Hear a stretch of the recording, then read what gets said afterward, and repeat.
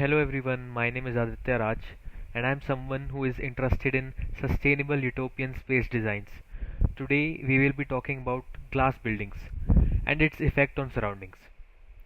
So the first question, why we started using glass? Well, glass has many benefits. First of all, it's very flexible. You can create very catchy designs with it. The transparency feature of glass, it's a huge plus point. It lets natural light come in, boosts productivity of people. It's good to have, and aesthetic appeal, of course. With glass buildings look much futuristic and modern than concrete buildings. And when something is attractive to people, property value also increases. So let's take a look at some pros of glass buildings. You can see some photos here. Glass can reduce potentially the electricity consumption of a building, because look, if you right now have one window in your room and we create four windows in your room, then you perhaps would use less mechanical tube lights. Let's take a case of a 100 floor glass skyscraper, which is 4,000 square feet base area and 1200 feet high, which means 12 feet of each floor. Then the electricity consumption that would have been in a concrete standard building is around 6 crores annually, and glass can reduce this electricity usage by up to 50% and bring it down to 2.9 to 3 crores. These are approx values, of course. So yeah, glass is nice to have. It looks forward looking and futuristic, increases the property value. We already talked about that. Now, according to some studies, I will mention them in the description, glass can increase the workforce productivity. Now, what I mean by that is every sort of benefit: higher occupancy, lower absenteeism, better sleep, better income, and further increasing overall wealth creation. The effect of multiplier benefits the whole economy.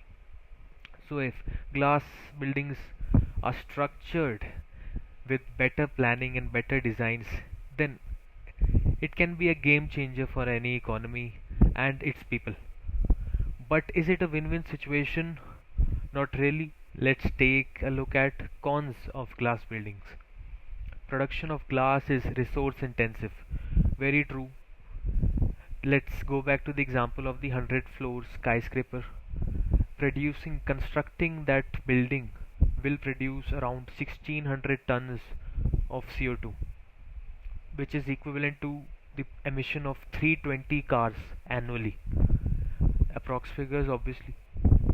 And glass buildings also contribute to the urban heat island effect. Urban heat island effect, what is it? Very easy to understand. You are seeing this image right now. It shows sun rays being reflected from the glass to other surfaces and other structures around it. Now, sun rays contain heat. Heat gets absorbed by the asphalt in the road and the concrete bricks of the buildings around it, and then these structures radiate heat back into the environment slowly. So it makes outside feel much warmer. So if outside feels much warmer, that's why it's called the urban heat island. So if the outside feels warmer, you would want to stay inside more, use more AC. More AC means more heat outside. It's a vicious cycle. It's not very difficult to understand. Next con, it's more costly. Construction of glass buildings as well as its maintenance is more costly than standard concrete buildings. Again, getting to the example of that 100 floor skyscraper, constructing it using standard concrete would require around 2800 crore rupees. But if we were to replace the material with glass, it would require 5200 crore rupees. Approx figures.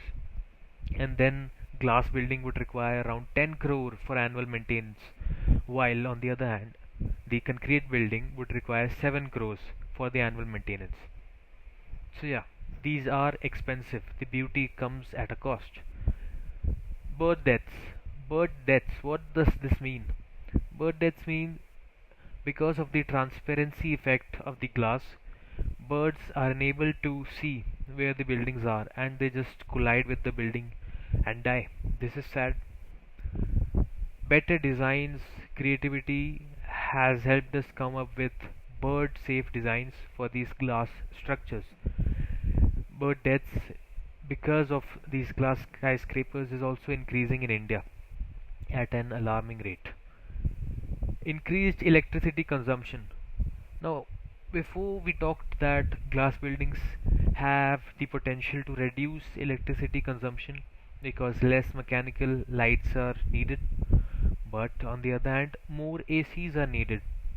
If we are talking about standard glass, it has poor insulation and poor ventilation.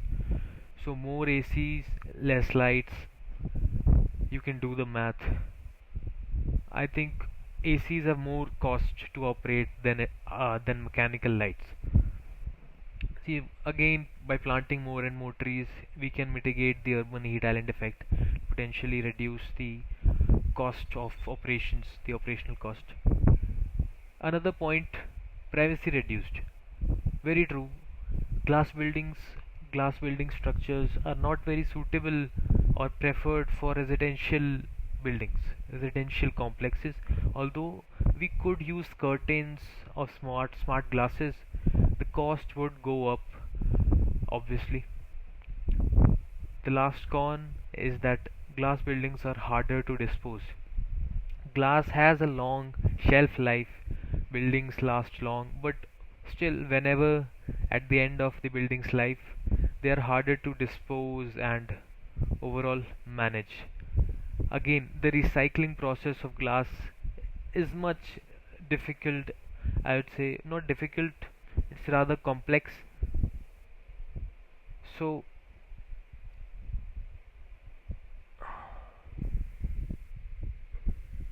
if through science and innovation we find a way to make this process of recycling glass easier, then that can be very beneficial for an economy. So, what's the conclusion? Conclusion is that we are still going to use some glass, but in a better way. We can't just dismantle the glass industry because it has some cons. Everything has trade-offs. The invention of electrical bulb came at the cost of more electricity consumption and pollution, but we still needed it. So the solution for that is finding new renewable energy sources through science and innovation. Similarly, in this case also, in the case of glass, we are going to have to find new innovative ways to reduce heat and the urban heat island effect. Things that I would recommend is going for a mixed approach, glass and no glass structures. Look at this image here, top left. This structure includes glass as well as concrete. Now, someone might argue that brick absorbs heat and then radiates it back to the environment. Wouldn't it increase heat? What the difference is that it's not as rapid as glass do. Bricks and concrete radiate the heat slowly back into the environment, so it does help with mitigating the urban heat island effect. Another point, plant more and more trees, bushes, plants, etc. around. Take a look at this picture. This these types of structures, Singapore is full of these types of buildings, full of greenery and a sustainable approach to real estate. This is very nice. In fact, the people, the tenants, the owner, and the developer of the building, all three of them could be beneficial from sustainable buildings like this. Planting more and more trees, more green spaces. It's always nice to have green spaces. Take a look at this picture, top right. This is a bird safe design.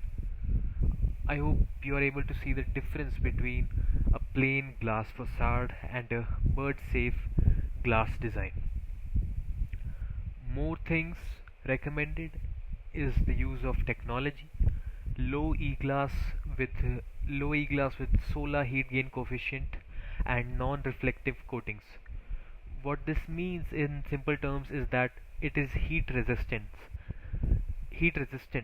Therefore, it helps in mitigating the urban heat island effect. Use of recycled glass to make further more glass structures. Obviously, reuse, recycle will be very beneficial. We just need to find an innovative way and faster and cheaper way to do that. Then coming to the last but not the least point, which is paint rooftops white and fill them green. Solar panels too. We can place solar panels on the roof or perhaps on the glass facades. In this way, we can promote the use of renewable energy, and with that, we can use more and more plants and place them on rooftops to reduce the heat absorbed from above. So that's it. In these ways, glass buildings can become eco-friendly while without losing the aesthetic appeals of it.